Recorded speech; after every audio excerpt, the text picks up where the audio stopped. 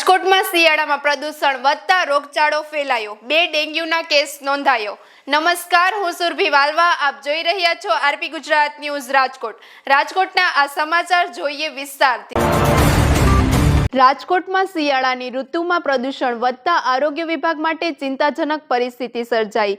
શહેરમાં શરદી, ઉધરસ અને તાવના કુલ 2132 કેસ નોંધાયા તેમજ ડેન્ગ્યુના 2 કેસ પણ સામે આવ્યા। મહાનગરપાલિકા આરોગ્ય વિભાગે મચ્છરજન્ય રોગચાળો અટકાવવા ફોગિંગ અને અન્ય સાવચેતી કામગીરી શરૂ કરી। વધુ સમાચાર માટે જોડાયેલા રહો આરપી ગુજરાત ન્યૂઝ રાજકોટ। રાજકોટ મહાનગરપાલિકાની આરોગ્ય શાખા હેઠળના વિવિધ શહેરી પ્રાથમિક આરોગ્ય કેન્દ્ર ઉપરાંત પીડીયુ અને પીકેએસ ખાતે નોંધાતા આંકડા મુજબ જોવા જઈએ તો ગત સપ્તાહે જે છે રાજકોટ મહાનગરપાલિકા ખાતે શરદી ઉધરસના કુલ 1271 કેસ નોંધાયેલા છે। આ ઉપરાંત સામાન્ય તાવના 861 કેસ, 191 જેટલા કેસ છે ઝાડા ઉલટીના, સાથે સાથે ટાઇફોઇડનો 1 અને કમળાના 2 કેસ નોંધાયેલા છે। સાથે સાથે જોવા જઈએ તો વેક્ટરબોર્ન ડિઝીઝમાં ડેન્ગ્યુના 2 કેસ નોંધાયેલા છે। એની સિવાય ચિકનગુનિયા કે મેલેરિયાના કોઈ પણ કેસ ગત સપ્તાહે નોંધાયેલા નથી। ઉપરાંત જોવા જઈએ તો હાલ અન્ય સિવાયના કોઈ પણ જે છે એ વેક્ટરબોર્ન કે વોટરબોર્ન ડિઝીઝ છે નોંધાયેલા નથી।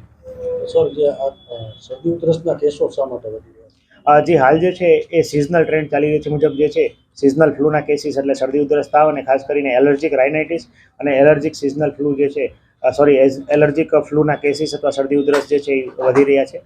ખાસ કરીને હાલ એલર્જીને કારણે ઉધરસ આવી ઘણી વખત જે છે ઉધરસ જે છે સામાન્ય રીતે કંટ્રોલમાં ના આવી, ઉપરાંત એલર્જન્ટ કોઈ પણ જે છે એની માત્રા અત્યારે વધતી જોવા મળતી હોય છે અને મુખ્યત્વે એમાં પોલ્યુશનનો પણ ભાગ કહી શકાય, પરંતુ સિઝનલ વેરિએશન મુજબ જે હાલ જે છે શરદી ઉધરસના કેસો વધી રહ્યા છે। કઈ કાર્યવાહી કરવામાં હાલ જે છે ખાસ કરીને વેક્ટરબોર્ન અને વોટરબોર્ન ડિઝીઝ કંટ્રોલ માટે સઘન કાર્યવાહી સર્વેલન્સની કામગીરી કરવામાં આવી રહી છે। આ ઉપરાંત આરોગ્ય કેન્દ્રો પર પેસિવ સર્વેલન્સ પણ કરવામાં આવી રહી છે। ખાસ કરીને જોવા જઈએ તો વિવિધ પ્રકારના કોઈ પણ પ્રાઇવેટ સેક્ટરમાંથી કે ગવર્મેન્ટ સેક્ટરમાંથી જેટલા પણ ડેન્ગ્યુ ખાસ કરીને શંકાસ્પદ ડેન્ગ્યુ કે શંકાસ્પદ ચિકનગુનિયા ઉપરાંત કોઈ પણ શંકાસ્પદ વોટરબોર્ન ડિઝીઝ પણ જોવા મળે તો ત્યાં અમે સઘન કાર્યવાહી હાથ કરી રહ્યા છીએ।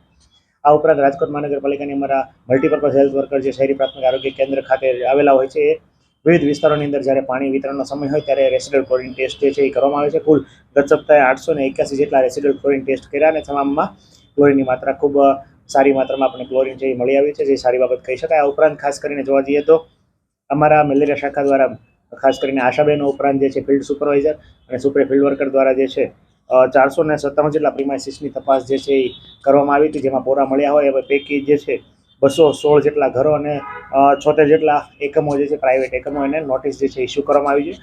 આગામી સમયમાં એમાં વહીવટી ચાર્જ વસૂલ કરવાની કામગીરી પણ કરવામાં આવશે।